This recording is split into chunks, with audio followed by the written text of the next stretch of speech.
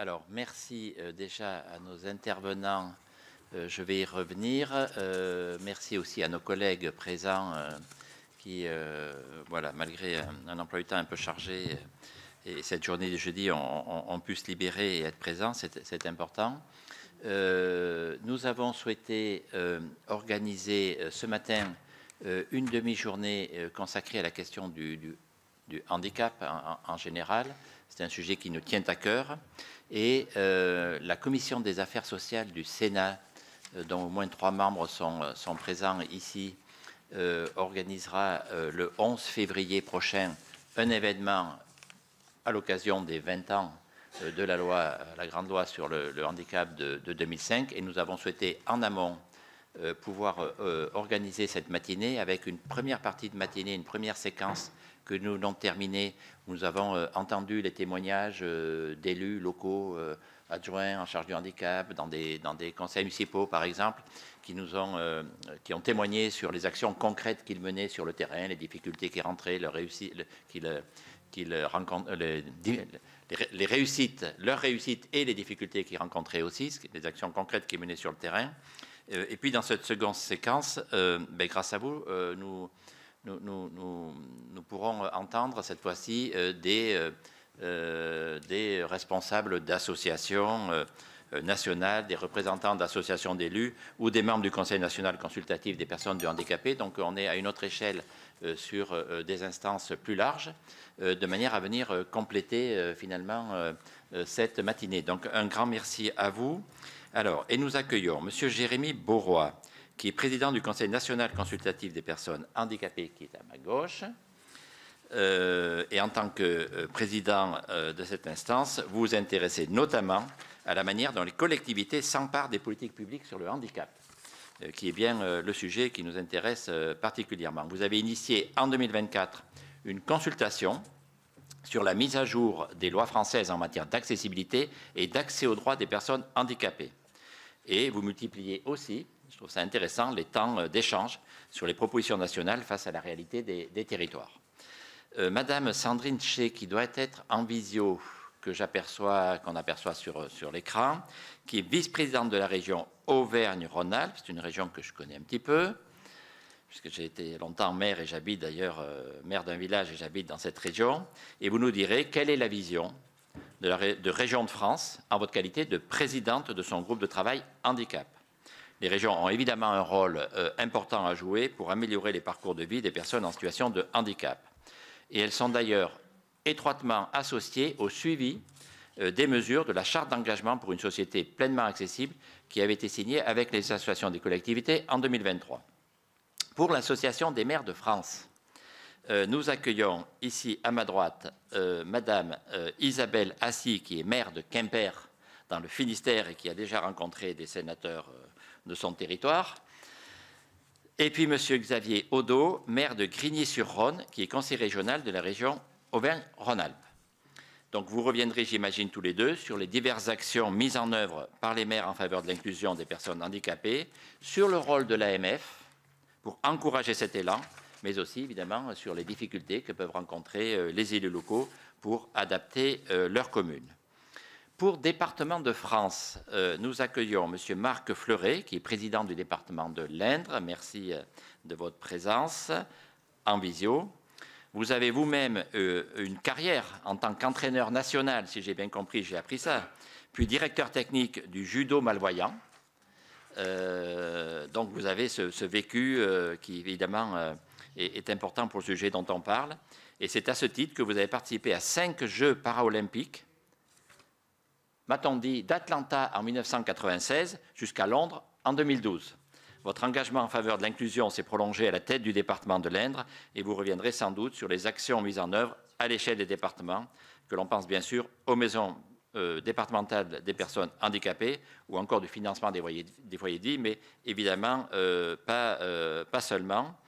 Et vous reviendrez sans doute aussi sur votre action en tant que président du groupe de travail handicap de départements de France et évidemment les départements dans la proximité ont un rôle tout à fait majeur à conduire et notamment pour accompagner les communes et les initiatives communales. Donc un grand merci à vous d'avoir répondu à notre invitation. Et dès maintenant, eh bien, écoutez, je vais vous passer la parole. Alors, il n'y a pas d'ordre particulier, mais peut-être qu'on peut le faire par ordre alphabétique. On ne serait pas si mal que ça. Alors, peut-être pas tout à fait. On commence par Monsieur Jérémy Bourrois. Donc, je ne dois pas être loin de l'ordre alphabétique, pas tout à fait.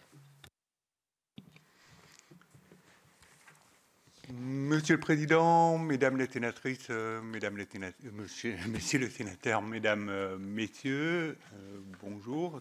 Tous mes voeux pour cette nouvelle année pour commencer et tous mes remerciements de nous associer à vos travaux et à cette audition de ce matin. Le CNCPH, qui est le Conseil national consultatif des personnes handicapées, a pour mission de s'assurer de la participation, de la représentation des personnes handicapées, de leurs familles, des professionnels qui contribuent à leur autonomie, à la co-construction des politiques publiques qui les concernent. Et quand je dis qui les concerne, en réalité, c'est l'ensemble des politiques publiques, puisque tout ce qui appuie l'autonomie des personnes et l'accessibilité sont des sujets éminemment transversaux qui se trouvent dans absolument tous les domaines d'intervention des acteurs publics, mais pas que. Donc le CNCPH a pour aussi principale mission de s'assurer de la pleine mobilisation de tous les acteurs publics, à commencer par les ministres, leurs ministères, leurs administrations, mais aussi les collectivités territoriales, pour que l'accès aux droits communs des personnes handicapées soit la règle du jeu numéro 1 de toutes les politiques que nous mettons en place. Donc, très concrètement, quand il y a des débats en France pour savoir s'il faut un ministre du handicap ou non, nous, notre préoccupation est de savoir ce que les premiers ministres mettent sur leur feuille de route pour s'assurer que tous les ministres sont mobilisés dans une dynamique interministérielle pour que tous les ministres soient bien les ministres de tous les Français, y compris des personnes handicapées. Et que la feuille de route du gouvernement permette bien aux ministres en charge de l'éducation nationale, des transports, de la culture, de l'intérieur, de la santé, etc., d'avoir toutes les actions nécessaires sur leur feuille de route. C'est pourquoi nous apprécions particulièrement de participer aux travaux du comité interministériel du handicap, qui a vocation à se réunir le plus régulièrement possible, normalement 2 fois par an, autour du Premier ministre, des différents Premiers ministres, pour que chaque ministre ait bien la possibilité de mettre à jour sa feuille de route et de faire avancer les sujets en collaboration avec les représentants des personnes. Voilà pour la principale mission du CNCPH, qui est organisée avec un certain nombre de commissions, de délégations, dont, depuis notre renouvellement en 2023, une toute nouvelle délégation, était la délégation territoire, puisque justement nous avons choisi de décliner nos travaux à l'échelle territoriale et de renforcer nos collaborations avec tous les acteurs des collectivités territoriales, les élus en premier lieu. Donc ça a été un changement dans notre méthode de travail, dans notre volonté aussi de collaborer avec les associations qui sont présentes au sein du CNCPH. Je pense à l'AMF, l'ADF, l'ARF, ainsi que France Urbaine. Et nous avons donc choisi d'organiser au moins une fois par an une conférence des territoires du CNCPH. Et la première s'est tenue avec le département des Landes en décembre dernier pour précisément mettre autour de la table tous les acteurs des différents services publics, de la préfecture en passant par les services du département et tous les services de l'État présents sur le territoire pour croiser les feuilles de route des uns et des autres. Et donc en 2025, nous aurons une nouvelle conférence des territoires, etc. Par ailleurs, à l'occasion du 20e anniversaire de la loi du 11 février 2005, nous avons choisi d'engager donc une consultation auprès de tous les acteurs concernés, les personnes handicapées, leurs familles, les professionnels, les élus, les acteurs économiques, bref, tout le monde, pour eh bien, commencer à dresser le bilan de cette loi de 2005 et identifier les sujets sur lesquels il pourrait y avoir une opportunité à légiférer ou relégiférer pour mettre à jour et compléter nos lois. Nous avons évidemment tous en tête la loi du 11 février 2005, puisqu'elle a posé un cadre extrêmement intéressant, mais depuis la loi du 11 février 2005, d'autres lois et d'autres textes internationaux servent de cadre de référence pour le TNCPH. Je pense à la Convention relative aux droits des personnes handicapées des Nations Unies, qui a été ratifiée par la France un petit peu après la loi de 2005 et qui apporte un certain nombre d'éclairages sur la manière dont nous devons engager nos politiques publiques en France. Et un des bilans que nous pouvons partager, que vous connaissez, c'est qu'il y a encore beaucoup d'écarts entre ce que nous faisons et les engagements que nous avons pris en ratifiant cette convention, notamment sur le plan législatif. C'est le sujet, entre autres, de la définition du handicap. Celle de 2005 n'est pas mise à jour au regard des engagements que nous avons pris. Voilà un peu pour le cadre de nos interventions. Alors cette consultation nous a amené à échanger dans les territoires avec les élus, avec les collectivités et aussi à échanger avec eux donc sur les axes d'amélioration qu'il pourrait y avoir sur la loi. C'est pourquoi j'apprécie de venir échanger avec vous ce matin, aussi pour entendre vos remarques et vos questions. Je voudrais vous rappeler donc que nous suivons de près, entre autres, le déploiement de certains services publics, de certaines démarches nationales pour voir leur déclinaison territoriale, puisque un des sujets qui mobilise beaucoup le TNCPH est celui de l'égalité de traitement sur tout le territoire. Quels que soient les choix qui sont faits en termes de répartition des compétences, nous devons nous assurer que, quel que soit l'endroit où résident les personnes, elles accèdent bien à l'ensemble de l'endroit de manière strictement identique.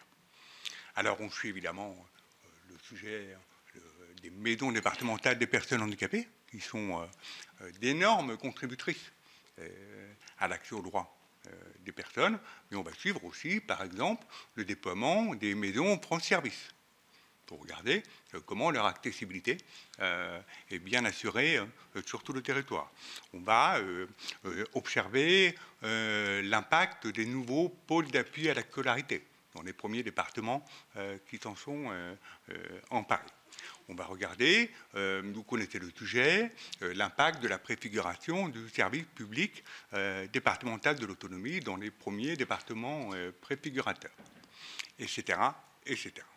Je voudrais citer deux sujets qui sont vraiment les axes structurants de notre mobilisation et de nos échanges, notamment avec les collectivités territoriales. Le premier, c'est bien évidemment celui de l'accessibilité.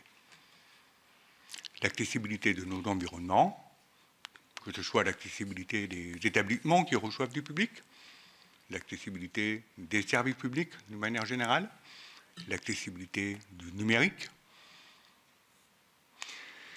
Et là, quand on fait le bilan de la loi de 2005 et de toutes les précisions qui ont été apportées ensuite dans nos lois après 2005, vous conviendrez avec moi que le bilan est plutôt mitigé. Nous sommes encore très loin de la mise en œuvre complète des obligations et des objectifs qui avaient été fixés en 2005. Alors, là, nous rentrons dans une période nouvelle qui nous intéresse beaucoup, c'est que les fameux agendas d'accessibilité programmés, les ADAP, vous savez, on a introduit dans la loi en 2014, quand on commençait à se dire que cette échéance de 10 ans qui avait été fixée en 2005 ne serait pas tenue par l'écrasante majorité des acteurs publics ou privés qui devaient mettre en conformité leurs établissements.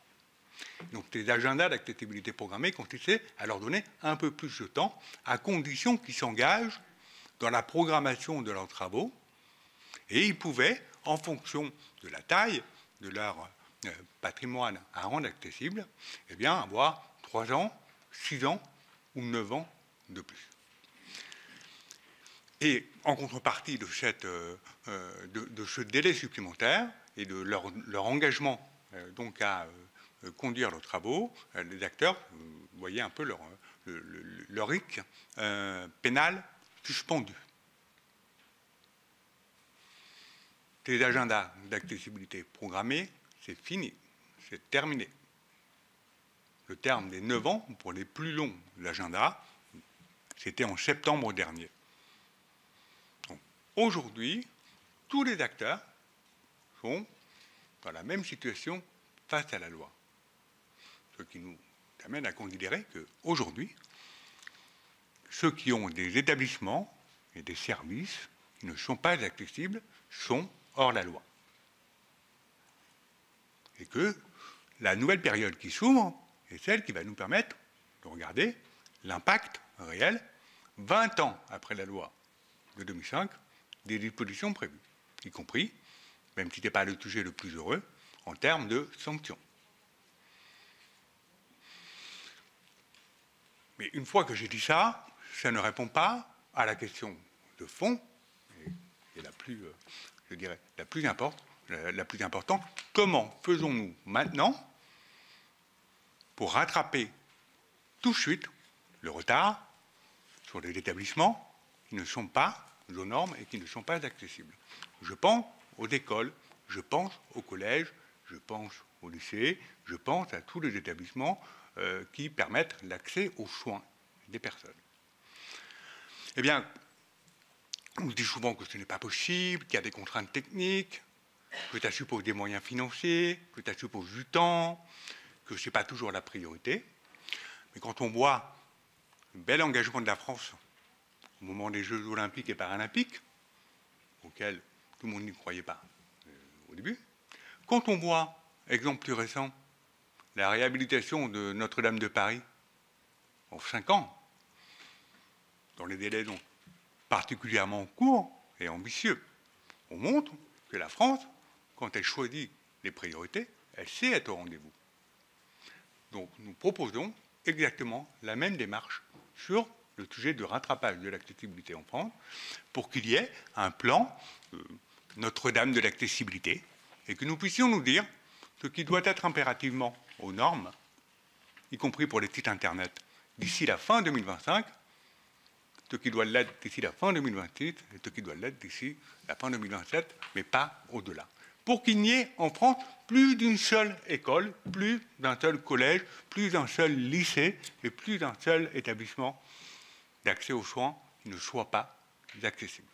Donc ça, c'est la démarche qu'on vous propose. Ensuite, le deuxième axe, je serai rapide parce que vous le connaissez très bien, c'est celui qui concerne la participation des personnes handicapées. Donc là, nous considérons que les collectivités ont un rôle majeur sur le sujet, puisque pour développer cette participation à tous les étages de la société, donc la participation, évidemment, d'abord au chantier où l'on parle de handicap, donc c'est le sujet, par exemple, des conseils départementaux de la citoyenneté et de l'autonomie, ou alors des commissions communales d'accessibilité. Mais la participation, c'est aussi la possibilité de contribuer au débat public d'une manière générale sur absolument tous les sujets, même ceux qui ne sont pas directement liés au handicap. Et donc là, on souhaite aussi regarder avec les collectivités tout ce qui peut être fait pour encourager, faciliter, permettre et garantir cette participation, quels que soient les handicaps qui sont rencontrés par les personnes, pour entendre, pour comprendre, pour intervenir, pour s'exprimer. Il y a pour tout le monde aujourd'hui des dispositifs d'accessibilité qui permettent cette participation-là. Et donc, il faut vraiment que nous regardions pour les prochaines semaines, pour les prochains mois, comment les collectivités, tant d'attendre les prochaines échéances électorales, eh bien, s'emparent de cette question-là pour vraiment ouvrir toutes les portes et faire en sorte que toutes les personnes handicapées participent. Et puis, idéalement, puissent s'engager elles-mêmes dans les prochains scrutins, dans les prochaines élections. Et une fois qu'elles sont élues, eh bien que toutes les conditions d'exercice de leur mandat, quel que soit leur handicap, puissent être réunies. Pour conclure ce propos introductif.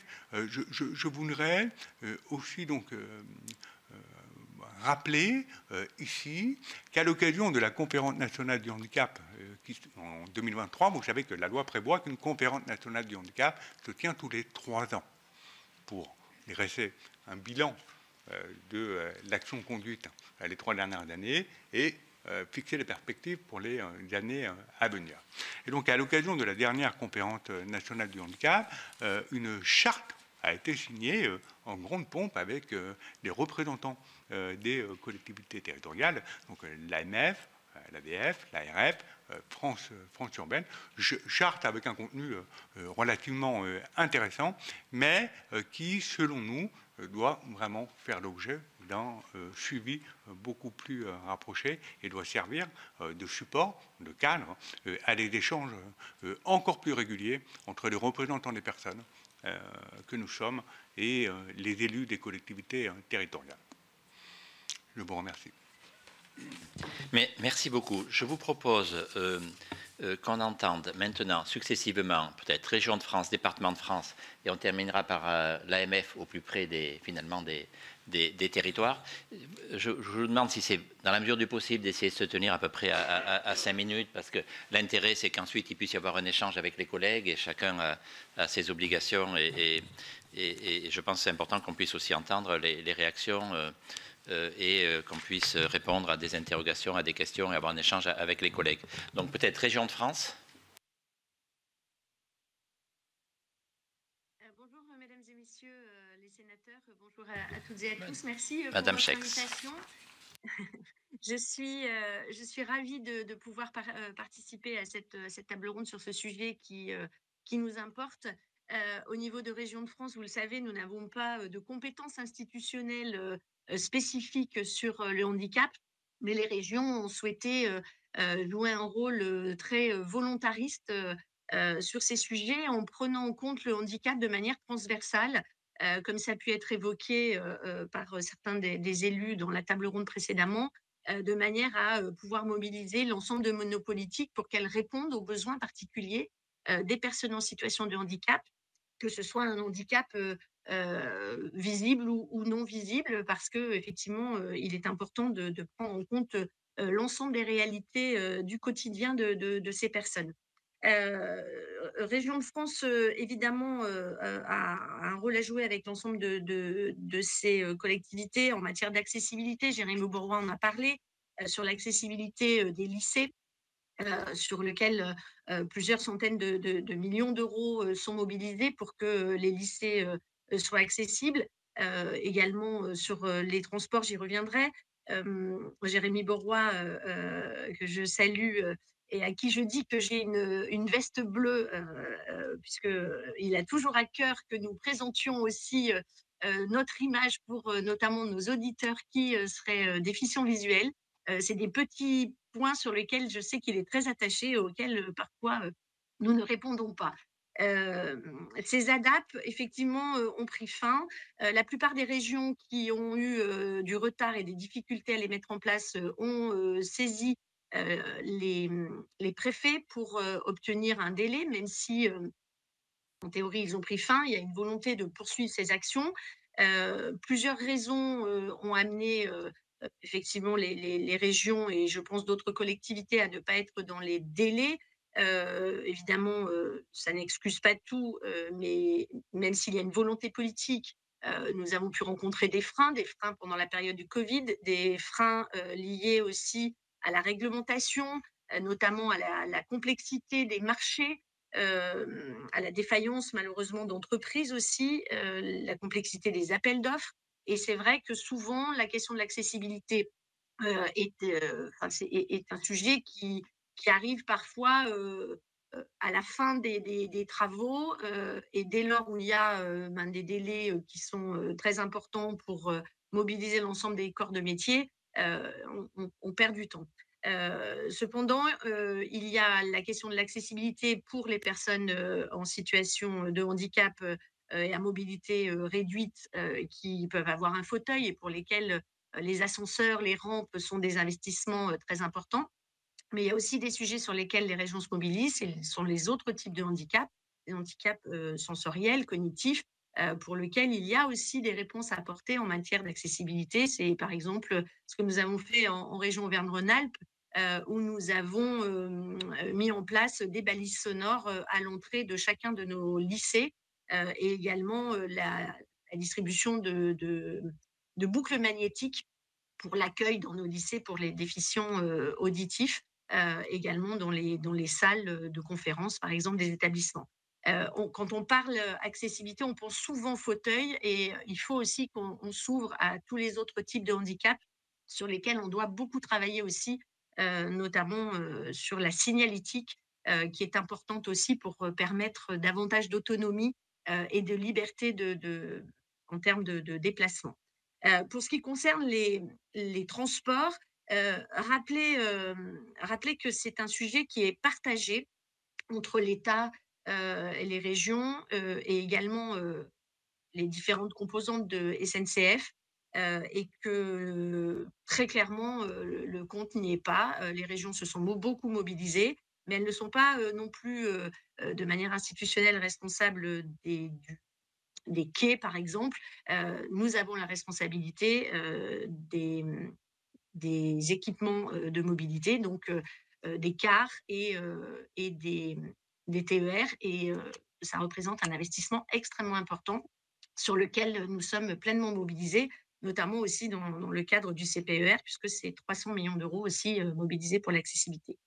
Ce qui est important en termes d'organisation, c'est de faire en sorte de mobiliser l'ensemble des acteurs, comme ça a pu être dit par d'autres intervenants tout à l'heure. En Auvergne-Rhône-Alpes, j'ai la chance d'être troisième vice-présidente au handicap.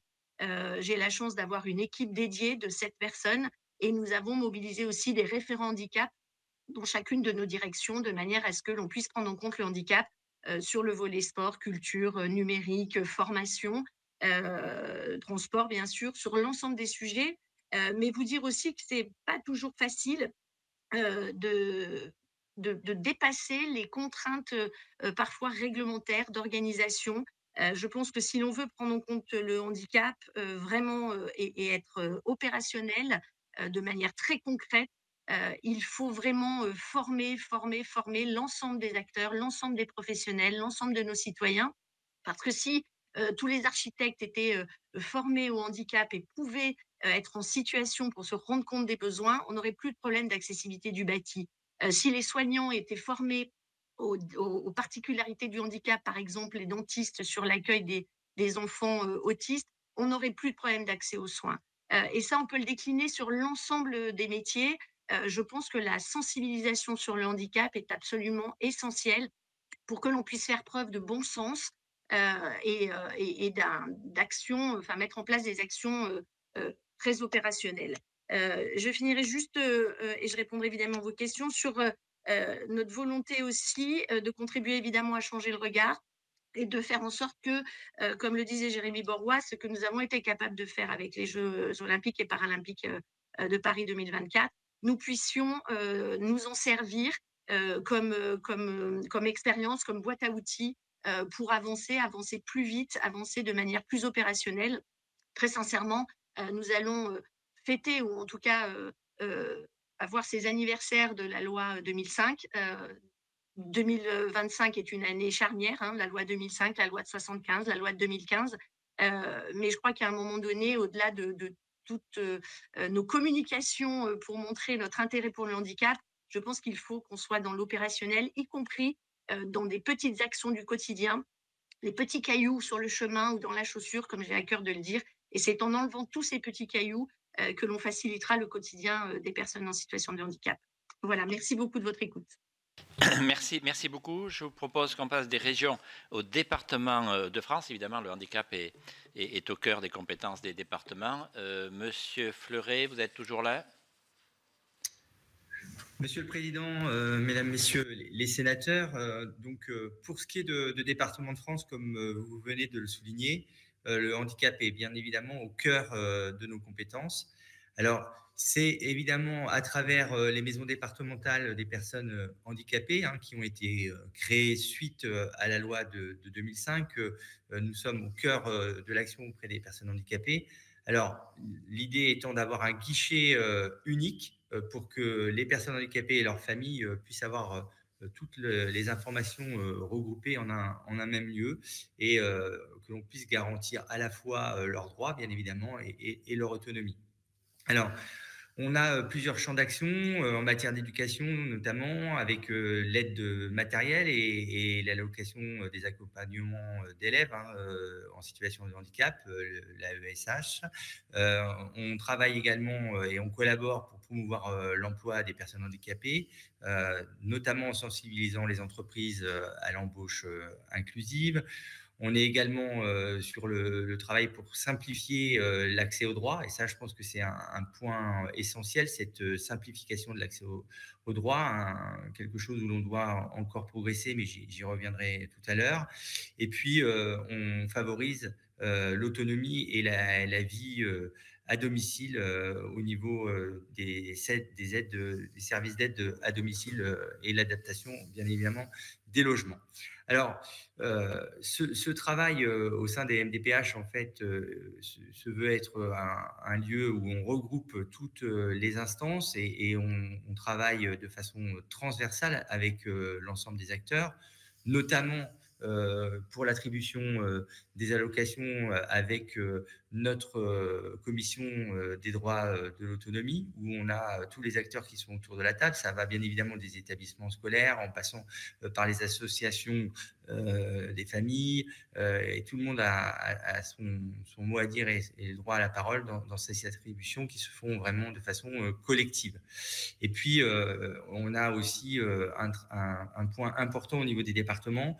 On vient financer pour ce qui sont de nos bâtiments, mais cofinancer aussi les travaux pour l'accessibilité dans les établissements scolaires et dans les établissements publics, sachant que Département de France a fait, lors de la dernière Commission nationale des personnes handicapées, une proposition pour que l'attribution du fonds vert, puisqu'on avait pris cet exemple-là, sur la rénovation énergétique des bâtiments, notamment des collèges, pour ce qui nous concerne, soit associée au fait que les bâtiments soient mis en accessibilité. C'est-à-dire qu'on aurait ce fonds vert qui ne serait attribué que si le bâtiment était accessible, ce qui aurait pour effet de booster les choses.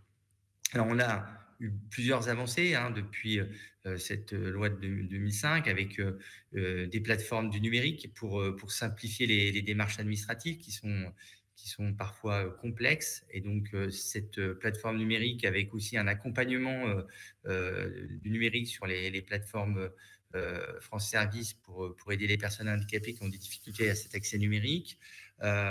Beaucoup de départements innovent, notamment dans le secteur de l'habitat regroupé ou partagé, avec l'objectif d'avoir une autonomie pour les personnes en situation de handicap, mais avec un cadre qui soit sécurisant.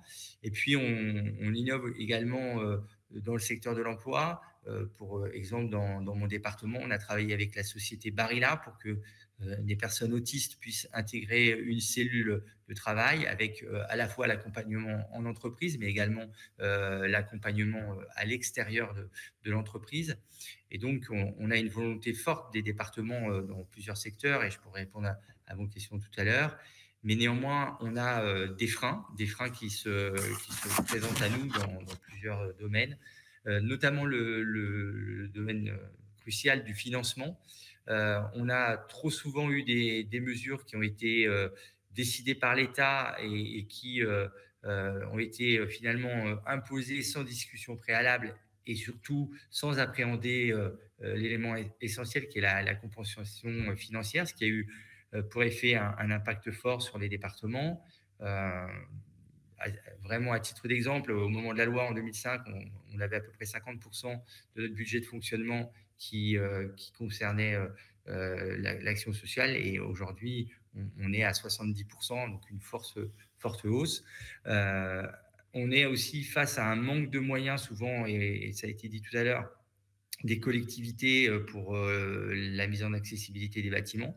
Donc, même si nous sommes force d'appui au niveau département pour les subventions aux communes, dans certains départements, on a quand même des freins et des blocages. Et puis, on a un frein fort aussi sur l'attractivité des métiers qui provoque souvent dans plusieurs départements des zones qui sont sous tension en termes de personnel. Et là, je pense qu'on a un gros travail à faire sur cette attractivité des métiers.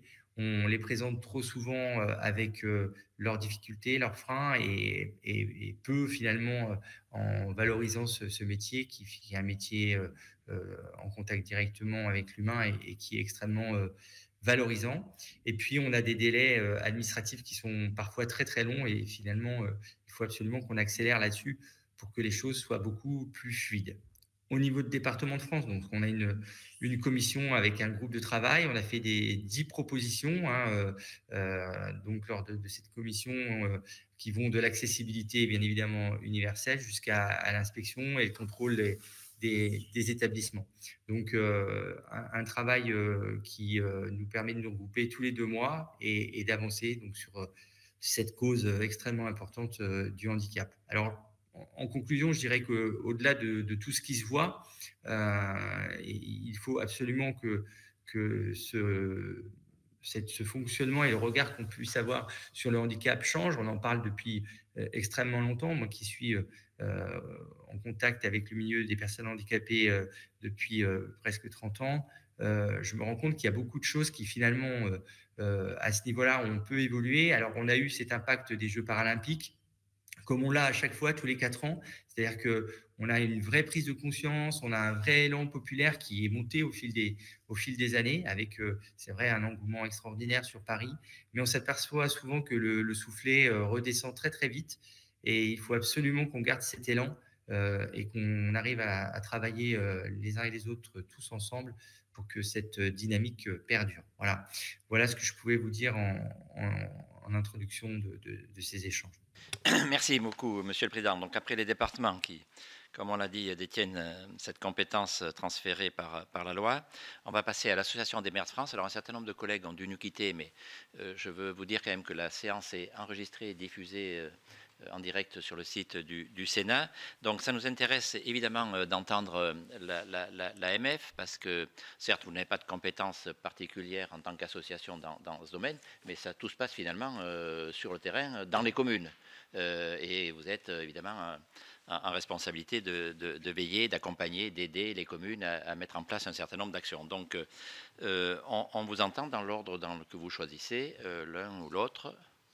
Allez, très bien, Monsieur Odo. Merci, Monsieur le Président, Mesdames les sénatrices, Messieurs les sénateurs, Mesdames, Messieurs. Merci de nous accueillir et de nous donner quelques minutes la parole pour échanger avec vous sur les complexités que sont les nôtres dans les collectivités. Je crois que la loi du 11 février 2005 a été un catalyseur du changement des mentalités.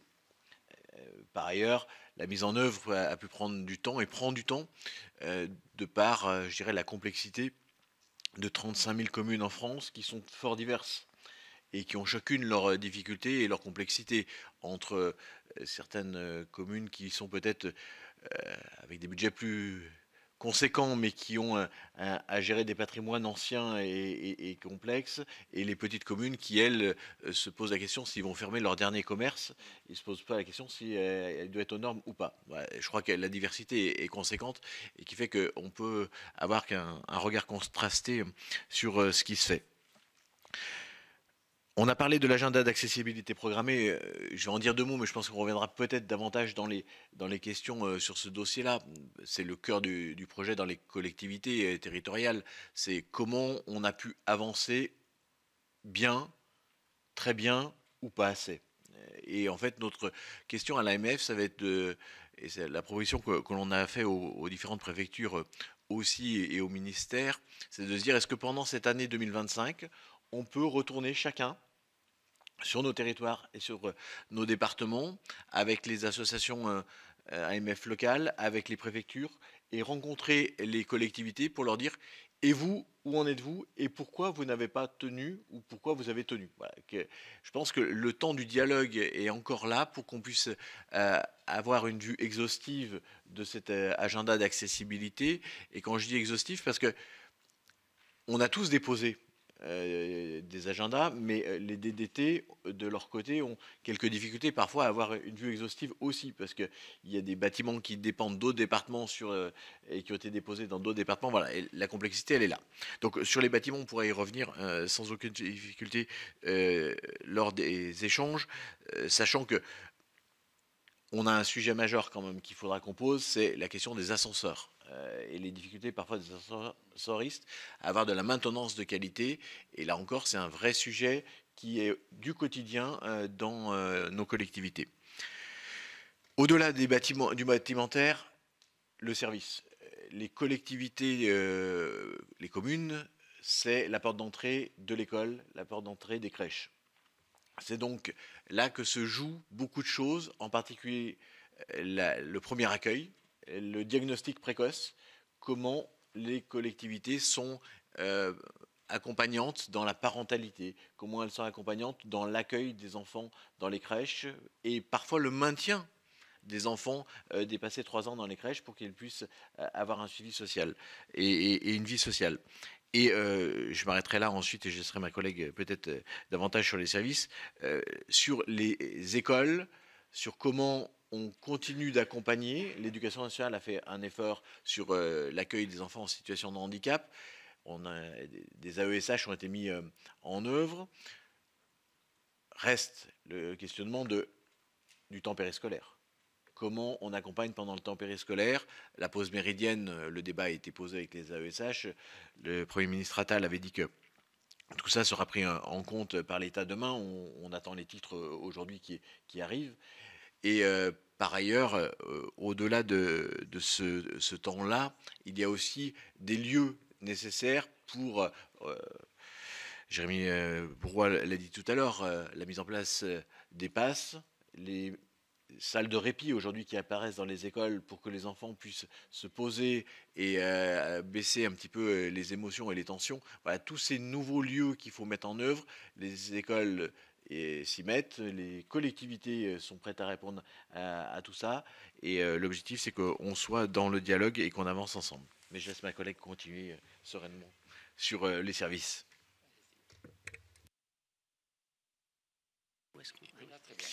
Oui, Monsieur le Président, Mesdames les sénatrices, Messieurs les sénateurs, Mesdames, Messieurs, merci pour cette invitation de moi et mon collègue pour représenter l'AMF. Je crois que c'est la première fois que le Sénat invite l'AMF sur cette politique publique qui est transversale, comme nous l'a dit notre prédécesseur.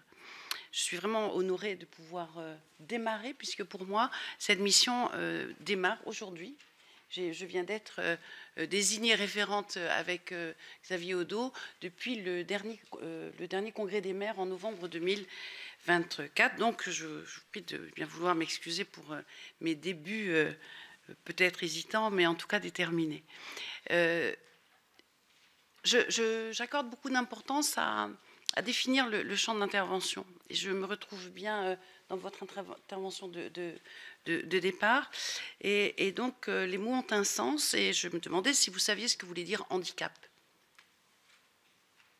Bon, je vais rajouter un peu ma science, mais elle est intéressante pour le coup, puisque ça vient de l'anglais, handicap, qui veut dire main dans le chapeau. Et si on veut comprendre un peu ce qu'il y a derrière, il y a deux significations. Soit c'est le jeu de hasard, on est avec ou sans handicap, c'est le hasard. Et idem, pendant le déroulement de sa vie, pendant son parcours de vie, on peut présenter un handicap quand on est né sans handicap. Ça dit quelque chose d'important, et vous allez voir, c'est la deuxième signification, qui était en fait un jeu utilisé dans le cadre hippique qui permettait d'assurer l'égalité entre les joueurs étant dans cette dimension-là. Et donc, au travers du handicap, on était vraiment là, déjà, dans le mot, sur une notion de compensation. Et je trouve que c'est important de se le rappeler, parce que pour moi, la loi de 2005, elle est extrêmement complète. Alors, j'ai entendu qu'il y avait eu des compléments, il y avait eu d'autres lois. depuis, mais quand on reprend la définition du handicap, qui nous dit bien que le handicap, c'est une incapacité d'assurer un rôle dans la vie sociale du fait de déficiences. Et et vous allez voir où je veux en venir, quand on parle dans cette loi des familles de handicap, je le rappelle, on parle du handicap moteur, du handicap sensoriel, du handicap mental, du handicap psychique, du handicap cognitif, des troubles neurodéveloppementaux, de l'autisme et des troubles du spectre autistique, des troubles 10, des polyhandicaps, des maladies invalidantes. Voilà, un large spectre. Pourquoi je dis cela? Parce que nous savons qu'autour de 80% des handicaps ne sont pas visibles. Et lorsque l'on parle d'accessibilité, et ça a été dit par la collègue, je crois, des régions de France, on parle beaucoup des personnes soit avec une déficience motrice, soit avec une déficience sensorielle. Moi, je plaide vraiment pour que, dans les cadres de l'accessibilité, on n'oublie pas ce qui est écrit dans notre loi de 2005, à savoir tous les handicaps. Quand on demande, par exemple, à un jeune présentant une déficience intellectuelle, ou un jeune adulte, ou moins jeune, une déficience intellectuelle de prendre un bus dans nos villes, eh bien sûr que d'un point de vue moteur, il pourra rentrer dans son bus, il n'aura pas de difficulté. Par contre, il va se perdre. Comment on fait? Comment les communes s'emparent de toutes les dimensions liées au handicap dans le cadre de leur politique publique? Je donne juste un décor, hein, parce que je n'ai pas la prétention, évidemment, de vous faire une grande conférence, surtout que le temps m'est compté. Donc, quand on a cela en tête, eh bien, je pense qu'effectivement, le travail des maires de France est énorme, parce que nous avons tellement de politiques publiques à traiter en interne et en externe, que la tâche est vraiment grande et passionnante. Je tiens à dire d'ailleurs que j'ai la présidence de mon agglomération et la compétence petite enfance et de compétences d'agglomération. Alors, deux exemples. Pour compléter mon collègue Xavier Odo, deux exemples. Xavier a parlé de l'école, je voulais un petit peu y revenir. Et vous allez voir que ça fait sens par rapport au début de mon intervention. Je crois aussi que depuis la loi de 2005, il y a eu beaucoup d'avancées, il faut le dire. Alors qu'avant de rentrer dans la salle, je disais on a encore beaucoup à faire. C'est toujours la question du verre à moitié plein ou à moitié vide. Beaucoup de choses ont été faites, mais pas suffisamment. Vraiment. Savez-vous, et là je parle plus des compétences de l'État, mais comme les communes ont en charge les bâtiments scolaires, c'est bien normal que sur le temps d'accueil d'un enfant, que ce soit sur le temps scolaire ou sur le temps périscolaire, on s'y intéresse. Vous savez que des enfants, rapidement, qui présentent un trouble cognitif, mental, parfois neurodéveloppemental, peut être orienté vers du médico-social, donc vers un institut médico-éducatif. Savez-vous à quel âge? En général, maintenant, c'est plus 6 ans. Parce que les enfants ont droit d'aller à la maternelle et à l'école élémentaire. Alors que dans les années 70-80, s'ils avaient la chance d'aller à l'école maternelle, c'était déjà un cadeau. Mais l'école élémentaire, c'était exclu. Maintenant, c'est plutôt à l'âge du collège, c'est plutôt vers 12 ans. Savez-vous le nombre d'heures d'enseignement qui est dévolu à un enfant qui présente une déficience intellectuelle à 12 ans quand il va dans un IME? Le savez-vous? Moi, je vais vous le dire, la moyenne, elle est entre 7 et 10 heures d'école par semaine. Alors, quand on veut augmenter l'inégalité, l'inéquité, quand on veut augmenter les difficultés d'accessibilité à toutes nos politiques publiques, eh bien, il va peut-être falloir qu'on se demande un peu ce que l'on fait dans le terme de l'éducation pour amener les enfants à plus d'autonomie. C'est des petits coups de gueule que je lance comme ça, mais ça me semble important de recamper le décor.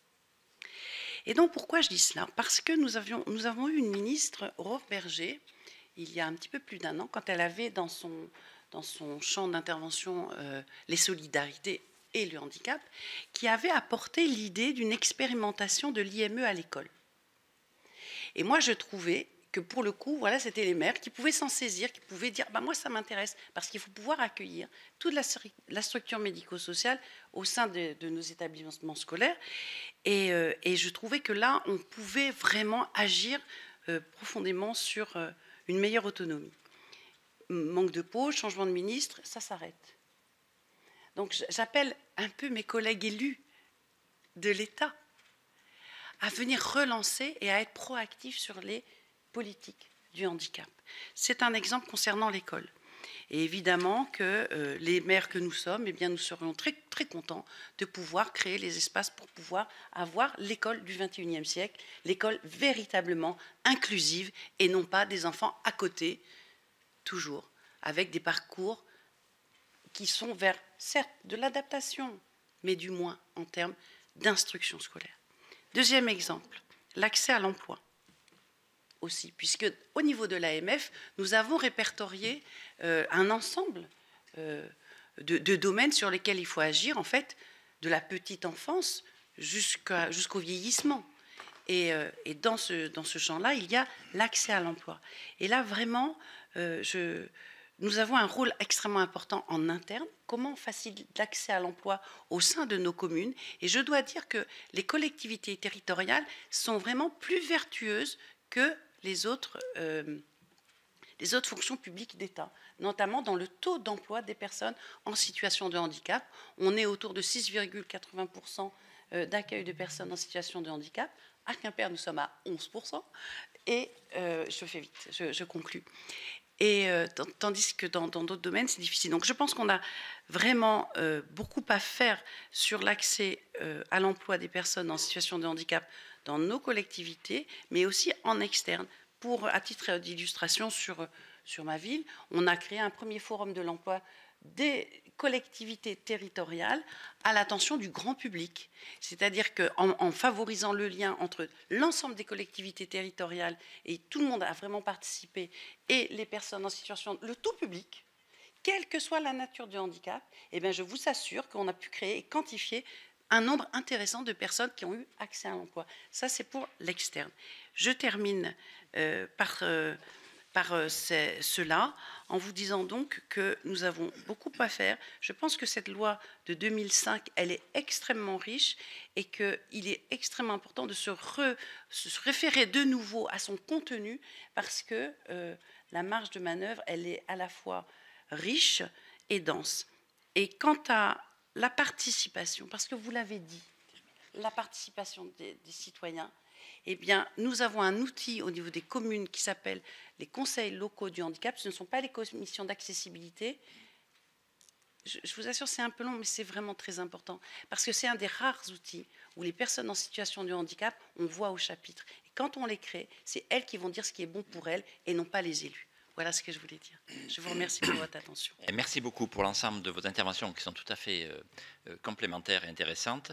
Je vais passer la parole aux collègues pour des questions ou des observations. Et peut-être juste moi, de mon côté, vous y répondrez évidemment à l'issue. Deux, trois questions que m'inspirent vos interventions. La première, sur les départements qui, encore une fois, ont vraiment cette compétence du handicap au centre de leurs compétences dans le domaine social. Y a-t-il, au-delà même du cadre de la loi, y a-t-il des différences d'engagement, d'initiatives prises entre les départements, voilà, ou y a-t-il une sorte d'homogénéité alors, pour les maires de France, M. Bourrois disait à juste titre, moi ce que j'attends, c'est des traitements identiques dans tous les territoires de France. Et puis, vous soulevez à juste titre, moi j'ai été maire d'un petit village, et il y a une très grande disparité de collectivités, et puis le petit village qui va perdre son commerce, sa principale préoccupation, c'est ça. Alors, pensez-vous du coup qu'il y a... compte tenu de cette diversité, pour en tenir compte, il y a soit une adaptation à faire ou un accompagnement particulier ou une adaptation particulière à faire en fonction de la réalité des collectivités, des communes dans les territoires, au moins sur le plan de l'accompagnement. Et puis, troisième point, vous avez soulevé, vous, évidemment, on pense toujours au handicap moteur ou visible, mais vous avez dit, je crois, 80%, ça nous a été dit tout à l'heure d'ailleurs, 80% des handicaps ne sont pas visibles.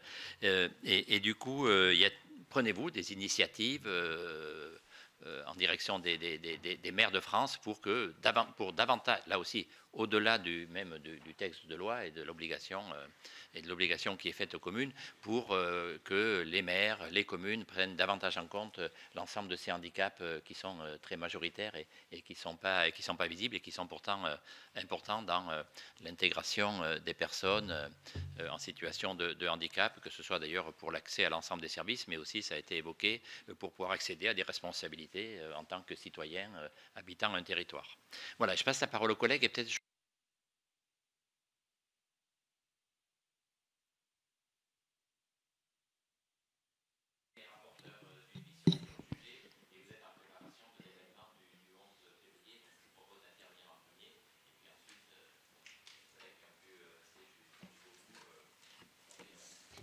Oui, merci Monsieur le Président. Juste peut-être pour rappeler effectivement que le Sénat, le président du Sénat a souhaité qu'il y ait un temps fort pour marquer les 20 ans de cette loi 2005. Le 11 février, donc un colloque sera organisé. Une loi, vous l'avez dit les uns et les autres, il y a avant et après. En 20 ans, beaucoup de choses ont été faites. Je pense qu'il faut continuer, elle n'est pas parfaite dans son application, qu'il y a des choses à je dirais, conforter, voire à adapter, parce que la vie, la société évolue aussi en 20 ans, mais pour autant, il était bon de faire aussi un bilan de ces 20 ans de la loi. Ce sera l'objet de ce colloque. Nous, à l'initiative de la Commission des affaires sociales, une mission d'information a été mise en place. Nous sommes 3 co-rapporteurs, avec mes collègues Chantal Desseine et Marie-Pierre Richer. Et puis les autres commissions du Sénat se sont aussi emparées du sujet, toujours dans l'approche de bilan de cette loi, sur la question de l'école, l'accès à l'école. Vous l'avez évoqué pour les plus petits, mais l'école, l'enseignement, ça va jusqu'à l'enseignement supérieur. Et puis l'accès au sens premier du terme, l'accessibilité, là aussi une commission ad hoc, compétente, on va dire, se penche sur le sujet. Et ce matin, la délégation aux collectivités locales a souhaité organiser 2 tables rondes sur ce thème, et je m'en félicite et je remercie le président d'avoir pris cette initiative. Donc nous y travaillons depuis décembre. Nous avons organisé un certain nombre d'auditions aussi de notre côté, des associations, et Monsieur Bourmois a déjà été aussi auditionné dans le cadre de cette mission.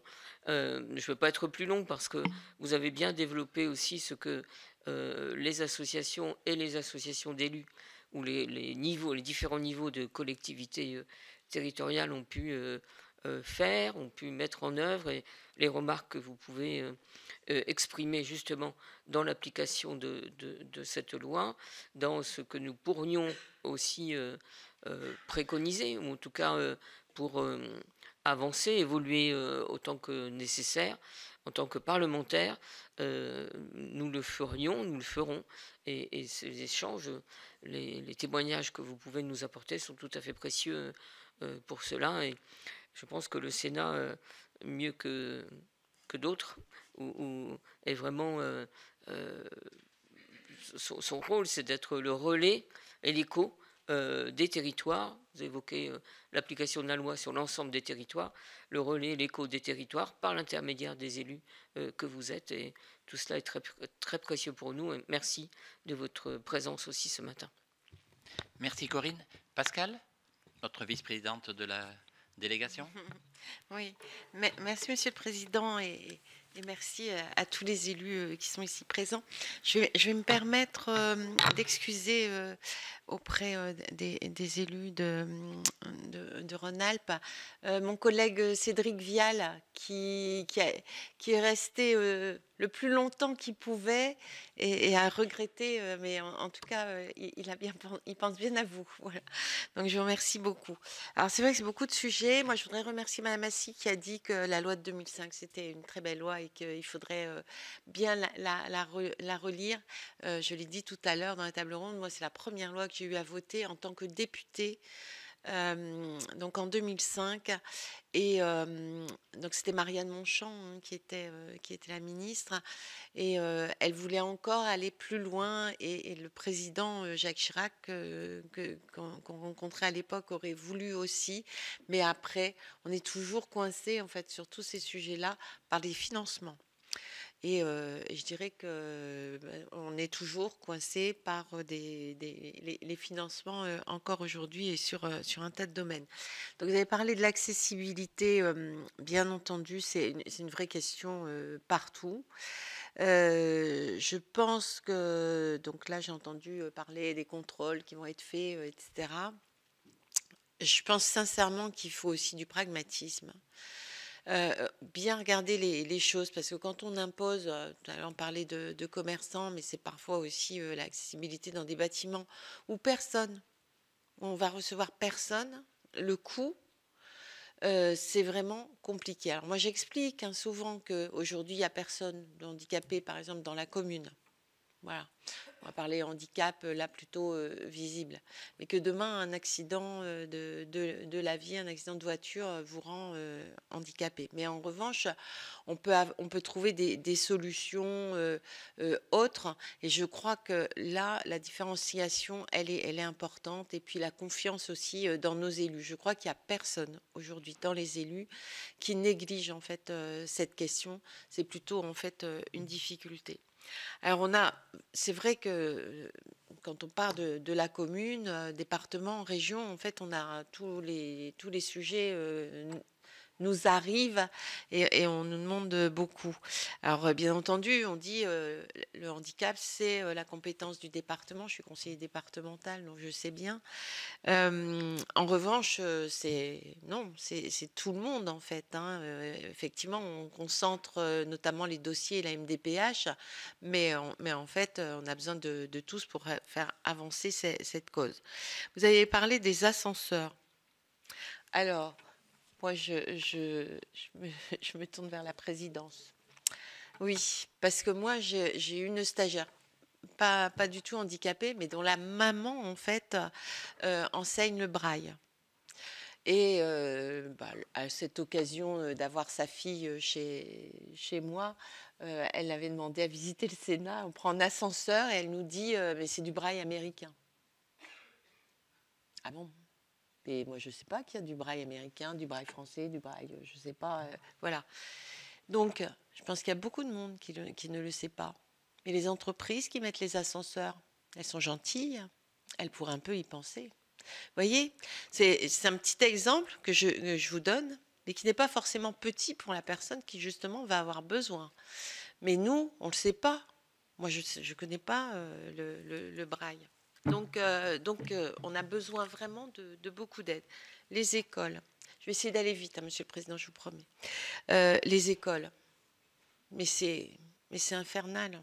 Mais c'est infernal, les écoles. La MDPH, le DAZEN, sont saturés de demandes d'AESH. On n'en a pas.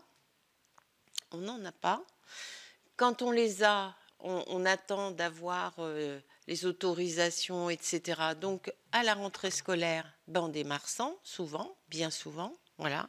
Donc, nous, on est sollicités par les parents, par les mères et par les enseignants. La MDPH, elle est saturée. Elle dit, mais moi, c'est bon, le dossier, il est OK, mais c'est au niveau d'AZEN. Voilà. Et l'école inclusive. Alors, justement, Cédric me disait qu'a priori, il n'y avait pas de conseiller auprès de Madame Borne sur l'école inclusive. Je ne sais pas vérifier, comme c'est nouveau, peut-être que ça va arriver. En tout cas, soit.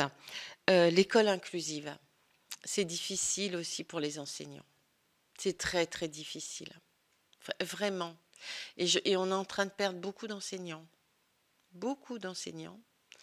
Parce que vous avez parlé de tous les handicaps, et les nouveaux handicaps, là, les enfants qui ne savent pas tenir en place, etc., il y en a beaucoup, et aujourd'hui dans les classes, et c'est impossible en fait de faire court. Donc il faut faire attention.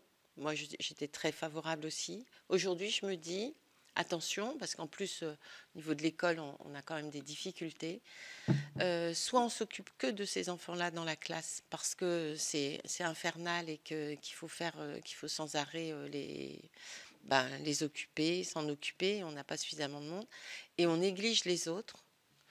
Donc, je pense que, je l'ai déjà dit, moi, à la Commission des affaires sociales, il faut qu'on ait vraiment une réflexion là-dessus. Les IME, il n'y en a pas assez. Donc là aussi, les parents viennent nous voir, et puis nous, on est face à des murs très, très, très compliqués.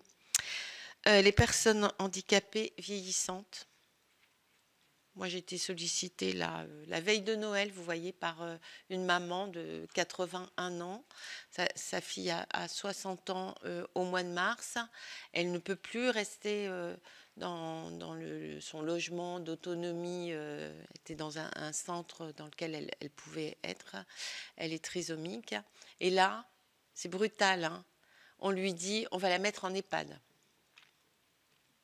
Même moi, je me dis, mais l'EHPAD, surtout aujourd'hui, l'EHPAD, c'est pas ça. Donc, j'appelle la MDPH, elle me dit, mais non, dans effectivement les EHPAD, maintenant, il y a un service exprès, etc. Je dis, oui, mais c'est brutal pour la maman. Voilà. Donc, vous voyez tous les sujets. Et l'accès à l'emploi. Moi, j'ai dit que tout à l'heure, j'avais eu un prix quand j'étais en entreprise. C'était d'ailleurs pas pour cette personne-là. J'ai essayé, j'ai réussi à intégrer une personne handicapée. Sincèrement, si j'avais pas eu ma casquette d'élu en même temps, je n'y serais pas arrivée. Les formations où on vous dit, ah ben oui, s'il y a un chien, alors à ce moment-là, vous êtes obligé de le mettre en formation individuelle. On ne peut pas intégrer un groupe. Je ne vous raconte pas le coût. Voilà, et les prises en charge ne sont pas toujours totales. Voilà, donc pour vous dire que moi, cette loi, c'est vraiment, j'étais ravie, honorée de pouvoir la voter. C'est une très, très belle loi, mais qu'on a encore beaucoup de choses et qu'il faut, je pense, pragmatisme, de la confiance et des moyens financiers. Pardon, merci Pascal. Gérard, as-tu une question ou une petite observation? Non, merci. Donc, je vous propose de... Je ne la voyais pas. Anne-Sophie. Oui, merci de me donner la parole, Monsieur le Président, Mesdames et Messieurs. Juste pour enchérir sur ce que vient de dire Pascal. Un élément très récent, j'ai rencontré la semaine dernière le directeur académique et l'association ADEPI à l'occasion d'une signature de convention. Et j'ai le retour exact de ce que disait Pascal sur les difficultés de l'inclusion. Avec les troubles du spectre autistique, dont de très nombreux enfants sont maintenant atteints et qui ne peuvent pas avoir accès aux IME. Aujourd'hui, il y a des listes d'attente délirantes pour accéder aux IME.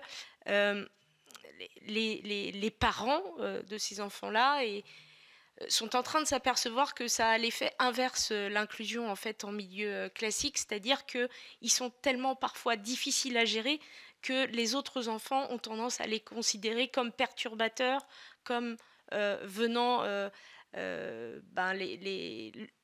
leur empêcher ou empêcher leurs apprentissages et puis leur bien-être en classe, et ça génère de vraiment très grosses difficultés. Et concernant, je crois que c'est Madame Assy qui parlait tout à l'heure des heures d'enseignement dans les IME.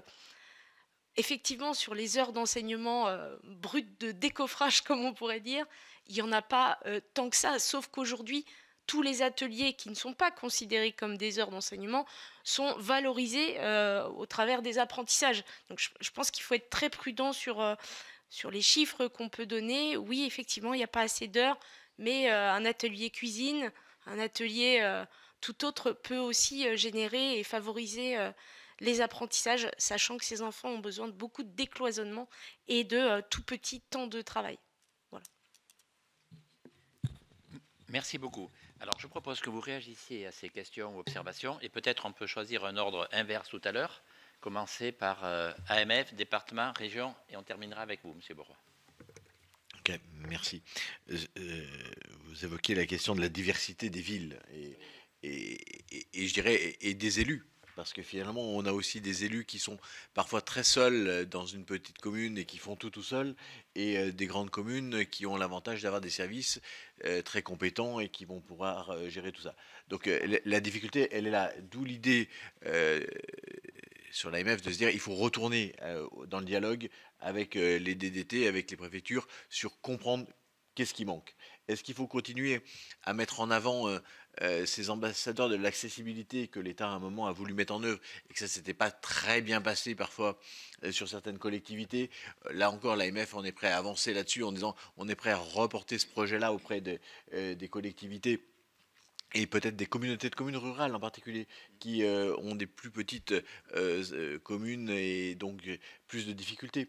Mais l'idée, c'est vraiment comment, par ce dialogue-là, on arrive à identifier, enfin, vous le disiez les uns et les autres, il n'y a plus de personnes qui sont contre l'accueil du handicap. Aujourd'hui, on a peut-être des personnes qui ne savent plus comment faire la suite, parce que vous parliez aussi du vieillissement. On a ce vieillissement qui apparaît. Et donc, finalement, les derniers qui étaient, je dirais, réticents se retrouvent à vieillir et eux-mêmes se retrouvent en difficulté à se dire mince, et moi-même, j'ai peut-être ce besoin de trouver une solution. Et on l'a vu en particulier sur un champ qu'on n'avait pas vu apparaître il y a quelques années, sur le sport, où on a eu le sport handicap qui s'est mis en œuvre, puis le sport santé qui s'est mis en œuvre, et aujourd'hui on voit que les collectivités doivent... ils n'avaient pas imaginé peut-être mettre leur gymnase aux normes, puis il faut y aller, et légitimement aussi, et je dirais que là encore, on a eu une évolution. Je prends l'exemple du basket. On a eu le basket classique, après le basket santé qui a permis aux gens de poursuivre, de faire du sport dans de bonnes conditions.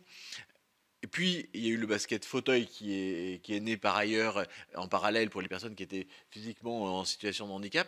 Et aujourd'hui, on a le baskin qui nous vient, qui va nous permettre de faire jouer toutes les formes de handicap ensemble, avec non plus 2 simples panneaux de basket, mais il y a 4 panneaux de basket, chacun ayant ses règles, et les personnes en situation de handicap, de déficience mentale aussi, sont accueillies sur le même terrain avec les autres. Donc voilà, on voit que les choses évoluent, mais ça veut dire que c'est des défis nouveaux qui sont à relever pour les uns et pour les autres, et je crois que c'est cela qu'il faut qu'on arrive à tenir, c'est comment on comprend les défis et comment on les appréhende les uns les autres. On est sorti du temps du jugement, je dirais, peut-être. Tout le monde a la bonne volonté, tout le monde a envie d'y aller, mais comment on y va dans de bonnes conditions et comment on finit ce chemin dans les bonnes conditions. Je crois que c'est ça l'objectif. Pour la DAP, hein, il y a peut-être des éléments complémentaires à donner sur le service, mais pour le bâtimentaire. Merci. Ça va être dur, parce que j'ai entendu plein de choses. Concernant les disparités, je partage complètement ce que dit mon collègue, et puis la préoccupation qui est la vôtre. Je pense vraiment qu'on a intérêt à coopérer davantage entre communes. Et je crois que ça se fait dans certains lieux, et l'échelle de l'EPCI peut être très intéressant pour pouvoir avoir une cellule et des ressources humaines qui permettent notamment l'accès à l'emploi et qui permettent de donner un accompagnement, de l'aide aux petites communes qui peuvent avoir envie d'accueillir certains agents porteurs de handicap. Parce que ce n'est pas possible d'avoir une équipe dédiée d'ergonomes, etc., de médecins du travail à l'échelle de chaque commune. Donc la coopération me semble une clé extrêmement importante. Concernant les handicaps invisibles, il y a des choses que l'on peut mettre en place. Mon collègue a parlé du sport, notamment, et ça, c'est pas très cher, la formation des acteurs associatifs à l'accueil des personnes en situation de handicap, tout type de handicap, eh bien, permet vraiment d'accéder à la vie sociale pour les personnes concernées. C'est un exemple, il y en a d'autres, je ne vais pas m'étendre. L'école, vous avez compris que c'était une question un peu sensible pour moi. Attention, ne régressons pas, soyons dans l'esprit de la loi. Mais pourquoi ça ne marche pas? Parce que ce n'est pas bon, parce que l'AESH n'est pas la finalité de l'inclusion. Ce n'est pas parce qu'on a une personne à peine formée qui va être à côté d'un enfant handicapé que d'un coup il va être adapté dans son comportement. Je vous ai donné une clé extrêmement intéressante. Allons voir ailleurs au Québec, en Italie, comment ça se passe. Le médico-social est dans l'école. On a des professionnels qui viennent accompagner et qui peuvent mettre en repli l'enfant qui ne va pas bien. Les enseignants ne sont pas seuls. Les AESH, ce n'est pas la clé, ce n'est pas la solution unique. C'est une solution. Et d'ailleurs, si on inversé ce mécanisme, on n'aurait pas, les MDPH ne seraient pas déborder de demandes d'AESH, même au niveau du coût. Ça serait intéressant d'avoir une véritable mission. Et puis, je reviens à ce que vous avez dit, parce que c'est vraiment, je l'entends à chaque fois, à l'IME, quand on fait de la cuisine, on fait aussi du scolaire, quand on fait de l'atelier industriel, on fait aussi du scolaire. Ce n'est pas vrai. Ce n'est pas vrai. C'est dit, c'est vrai, c'est le discours, mais ce n'est pas vrai. Et je tiens à dire que les enseignants d'IME, en tout cas c'est ce que j'observe dans le Finistère, je serais curieuse d'avoir les autres expériences, ce ne sont pas des enseignants formés. C'est un scandale national en réalité. Ils n'ont pas le titre professionnel d'instituteur, enfin de professeur des écoles. Voilà, donc quand en plus on va nous dire que c'est l'éducateur pas sportif technique qui va faire de l'école, non, non. Accepteriez-vous cela pour vos enfants? Voilà. Merci. Merci. Hop, hop. On passe au département. Monsieur Fleuret. Hop, on ne vous entend pas. Ça y est. Allez-y. C'est bon, vous m'entendez? Oui, parfait. Vous m'entendez? Parfait, parfait. Bon, très bien. Donc, merci, Monsieur le Président. Pour répondre à votre question sur la disparité territoriale au niveau de la perception du handicap et surtout de l'accompagnement du handicap, je pense qu'effectivement, il y a une vraie disparité au niveau des départements. Si je prends l'exemple de mon département, au niveau des collèges, lorsque je suis arrivé, on a mis tout en œuvre pour que les 38 collèges soient accessibles. Donc, les choses maintenant sont effectives depuis la fin 2024. Donc, moi, j'ai les 38 collèges qui sont accessibles. On a mis des moyens et des financements assez forts. Et on sait qu'il y a des disparités aujourd'hui. Et on a des départements qui sont en grosse difficulté financière et qui, malheureusement, doivent faire des coupes franches dans leur budget et des choix très importants. Et qui ne leur permettent pas forcément de tout mettre en accessibilité. Donc déjà, le financement est un frein vraiment à cela. Et on se retrouve d'ailleurs avec un phénomène qui est assez important, avec des familles qui changent de département parce qu'il y a un problème d'accessibilité. Et ça ne devrait plus exister sur le territoire national, mais c'est encore effectif. Ensuite, au niveau des critères, il y a une disparité aussi. Les critères au niveau du financement des MDPH font qu'il y a des disparités. Si je prends l'exemple de mon département et qui est un peu, j'allais dire, la généralité des territoires ruraux, on a de plus en plus de personnes handicapées, donc relativement âgées, et les critères de financement sont essentiellement axés sur les jeunes et les personnes actives. Donc, lorsqu'on a beaucoup de personnes handicapées qui ont plus de 60 ans, on se retrouve avec des financements qui sont de plus en plus faibles. Et à mon niveau, sur la MDPH, le département que je préside doit mettre 120 000 euros sur la table à la fin de l'année si on veut que le budget soit en équilibre et qu'on puisse continuer à faire nos missions. Au niveau du sport, on en parlait tout à l'heure, et de la formation, il y a le Comité paralympique français qui a mis en œuvre une grosse démarche à l'échelle nationale de subventionnement, j'allais dire, commun entre les collectivités qui le souhaitent et le Comité paralympique pour former des éducateurs sportifs à l'accueil de personnes handicapées. Donc ça, c'est une démarche qui fonctionne bien et qui commence à bien se répandre sur le territoire. Et le fait d'avoir eu les Jeux paralympiques, j'espère, va booster cette démarche. Et puis, bien évidemment, il ne faut pas oublier que pour l'accessibilité, il va falloir qu'on ait une action forte de l'État avec un financement fort pour booster les choses, parce que seules les collectivités ne pourront pas faire les travaux nécessaires. Et il faut vraiment là qu'il y ait une démarche forte de l'État à ce niveau-là. Voilà ce que je voulais dire pour répondre aux quelques questions qui concernaient le département. Parfait, merci beaucoup. Un petit mot des régions? Oui, merci. Je voulais juste revenir sur les ascenseurs, parce que c'est effectivement un gros sujet, puisque les transports par ascenseur, la mobilité verticale est quand même un des premiers outils, notamment au nombre de voyages que l'on peut voir.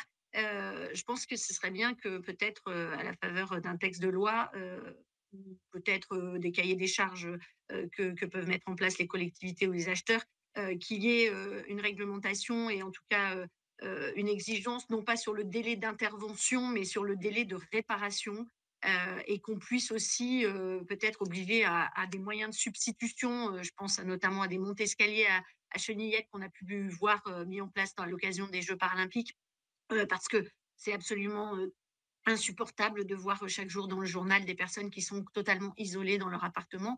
Mais si on n'avait pas reculé sur aussi la loi Elan, eh ben peut-être qu'on aurait davantage de possibilités d'accessibilité aussi au logement.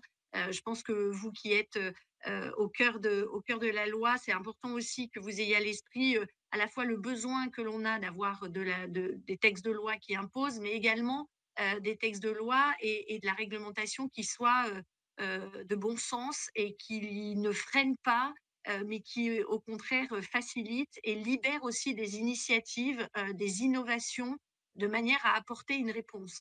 Je rejoins mes collègues sur évidemment la nécessité des financements et je donnerai un exemple, le fonds d'accessibilité territoriale qui avait été mis en place à l'occasion de la CNH, qui, je crois, avait un fléchage de 300 millions d'euros pour 5 ans. Il semblerait que dans le cadre de sur lesquels vous travaillez aujourd'hui, ce fonds soit réduit. Le fonds qui est mis en place aujourd'hui pour la GFIP, pour pouvoir aider à l'insertion professionnelle, finalement, se retrouve avec des plafonds.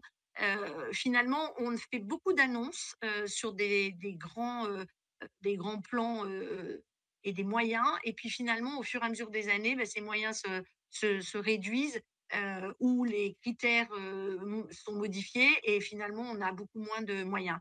Et je terminerai aussi sur un sujet, je parlais tout à l'heure de ma veste bleue, mais c'était une petite anecdote, mais tous les élus que nous sommes, nous devrions être aussi sensibilisés sur la communication que nous faisons sur les réseaux sociaux, la manière dont nous rédigeons des mails avec les PDF, etc., qui excluent parfois un certain nombre de personnes en situation de handicap. C'est encore un sujet de sensibilisation, de formation. Et pour l'inclusion, moi, à titre personnel, je ne vous cacherai pas que je suis de moins en moins favorable à l'inclusion à tout prix, parce que lorsqu'on parle d'inclusion scolaire et dans le cadre du CH, les différents ministres avaient pu s'enorgueillir de dire que 475 000 enfants étaient scolarisés. Lorsque je pose la question de savoir s'ils sont scolarisés 1 heure, 2 heures, une demi-journée ou 5 jours par semaine, on me répond qu'on n'a pas ce niveau de détail. Je pense que ça n'est pas un détail. On ne doit pas uniquement faire l'inclusion pour pouvoir cocher une case, mais bien pour pouvoir servir l'intérêt des enfants et des adultes que l'on souhaite inclure dans notre société, que ce soit au niveau de l'apprentissage scolaire ou que ce soit au niveau sportif ou au niveau professionnel. Donc attention à toutes les communications si derrière ça n'est pas suivi d'effet, et évidemment prendre en compte les préconisations et les avis des personnes concernées, parce que vous parliez du braille version américain. Si on avait demandé l'avis d'une personne concernés, on n'aurait pas fait cette erreur dans les ascenseurs. Donc, je pense que c'est important aussi de faire pour les personnes en situation de handicap, mais avec eux. Voilà, merci beaucoup. Merci à vous. Et puis pour terminer cette matinée qui, ma foi, est fort intéressante, Monsieur Bourrois. Merci beaucoup, merci pour vos interventions et les réponses aux interventions.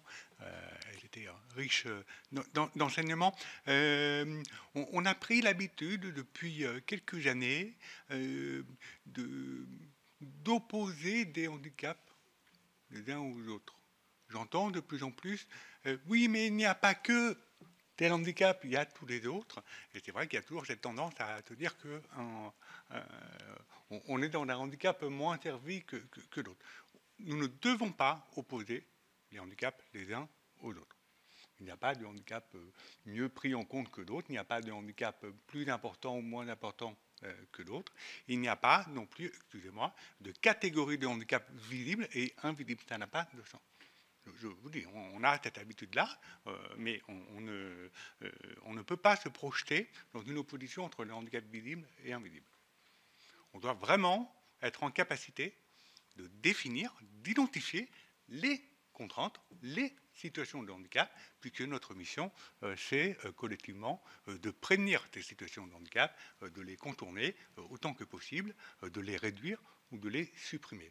Mais de grâce, ne rentrons pas dans une logique de catégorie de handicap. Continuons à faire connaître l'ensemble, la diversité des situations dont nous parlons. Faisons en sorte que tout le monde ait voix au chapitre et puisse montrer de quoi il s'agit pour chaque handicap. Mais voilà, ne rentrons pas dans des catégories. J'entends souvent, oui, il n'y a pas que le handicap moteur. Mais le handicap moteur, vous assurez qu'ils sont en galère tous les jours. Donc, ce n'est pas cette opposition qui est une réponse. Et par ailleurs, l'accessibilité, elle, c'est son objectif, doit prendre en compte absolument toutes les situations de handicap. Et même si nous ne sommes pas tous experts de tous les sujets, il y a pour chaque situation de handicap une ou des réponses en matière d'accessibilité. Je voudrais réagir au propos de la sénatrice de l'Aisne. J'étais interpellé par votre remarque. Je pense qu'on ne peut pas en appeler à Jacques Chirac et saluer cette loi pour 20 ans après parler de pragmatisme. S'il y a des personnes qui connaissent le pragmatisme ici, ce sont les personnes concernées elles-mêmes. Le pragmatisme, c'est leur quotidien. C'est toute leur journée. On a un peu tendance à vouloir être pragmatique à leur place.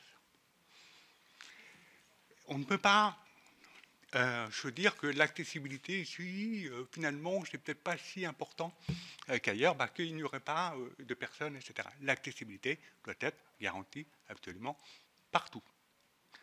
Le pragmatisme, la loi l'a suffisamment prévu, peut-être un peu trop. Parce qu'aujourd'hui, quand on regarde la situation, l'état des lieux en matière d'accessibilité, on considère qu'il y a aussi, au-delà de ceux qui n'ont pas encore fait le boulot, qu'il y a aussi, le terme n'est peut-être pas le bon, mais un abus de dérogation qui sont possibles. Et souvent, on a préféré privilégier les dérogations pour aller plus vite. Et on considère que ces dérogations-là, elles auraient dû au moins pouvoir être re-questionnées dans le temps. Quand à un moment donné, vous obtenez une dérogation pour des contraintes techniques ou pour des raisons financières, ces contraintes-là, dans les faits, peuvent évoluer avec le temps. Les contraintes techniques, elles ont souvent des réponses. Il y a beaucoup d'innovations qui se développent, ici ou là, et surtout depuis 20 ans.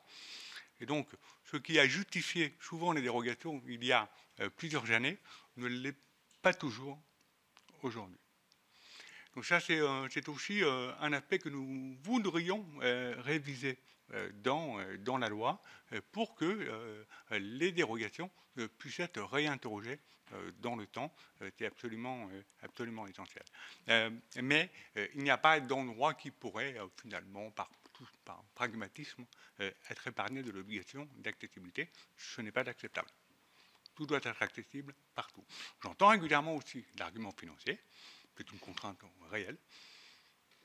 Mais ces obligations-là, elles ont 20 ans. Et pour certaines, elles ont 50 ans. Donc le sujet n'est pas que financier. J'entends un rappel aussi à la mobilisation, enfin, au besoin de mobiliser des fonds.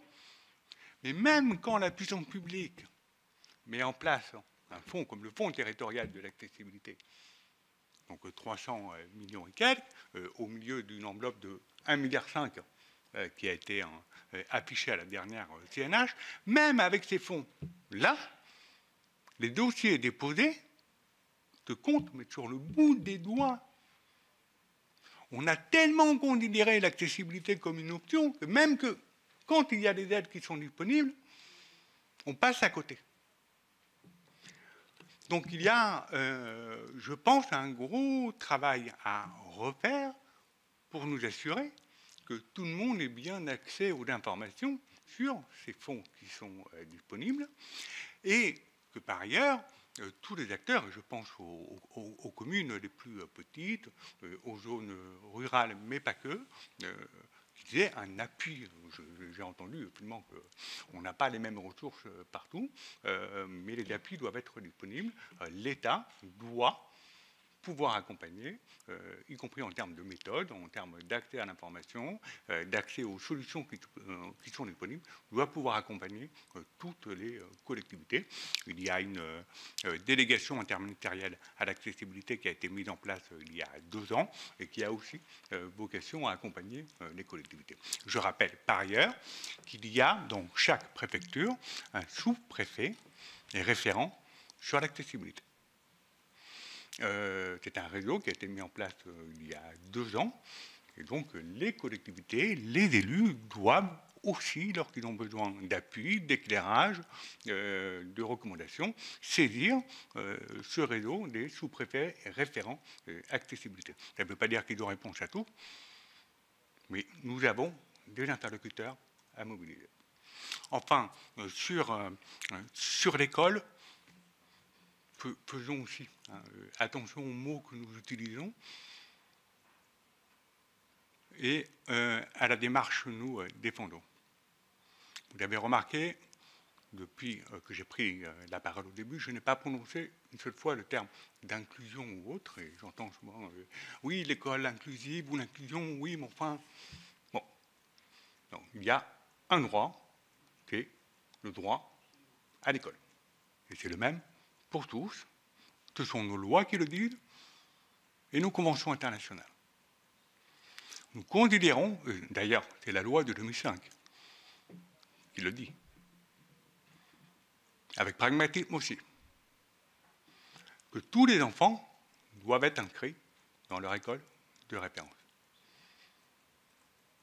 Et qu'à partir de cette inscription, on détermine parfois l'accompagnement, les aménagements qui sont nécessaires.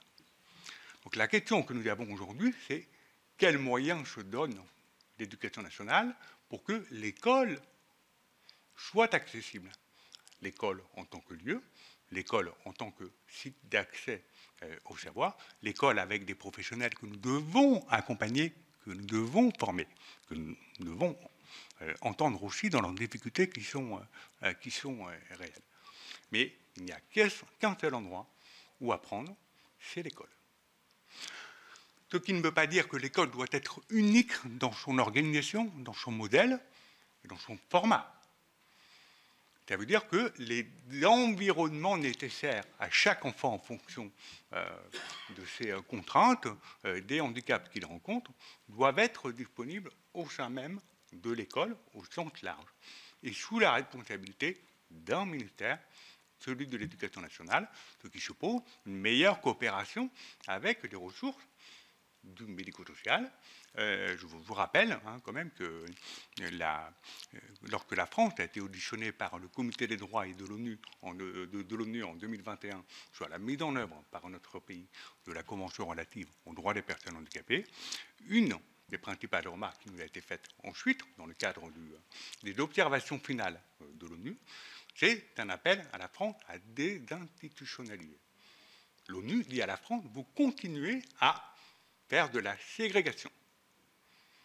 Ça doit faire réfléchir sur cette manière de considérer les choses. On rejoint tout à fait les propos de la maire de Quimper sur la mission de l'école. Et effectivement, les AESH qui souvent concentrent dans le débat public une grosse partie des échanges ne doivent pas être la seule réponse.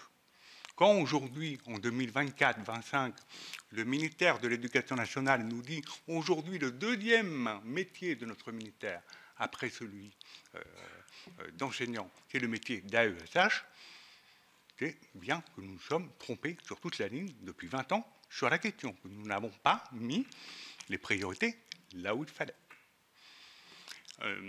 Voilà, je vous remercie beaucoup pour ces échanges. Et merci à vous. Et cette belle conclusion de notre matinée. Merci à vous tous vraiment d'avoir répondu à l'invitation et de vos interventions. Et encore une fois, entre la première séquence où on était sur des cas concrets, des initiatives toutes particulières et qui font référence, qui ont été mises en place par des élus dans certains territoires, avoir aujourd'hui vos points de vue d'une manière plus globale sur ces sujets-là, c'était vraiment intéressant et encore une fois, ça permettra d'alimenter l'événement mis en place, organisé par la Commission des Affaires sociales le 11 février prochain jour anniversaire de la loi de 2005. Merci beaucoup à vous tous, merci aux collègues qui ont pu rester jusqu'au bout et merci aux équipes qui accompagnent les uns et les autres. Merci beaucoup.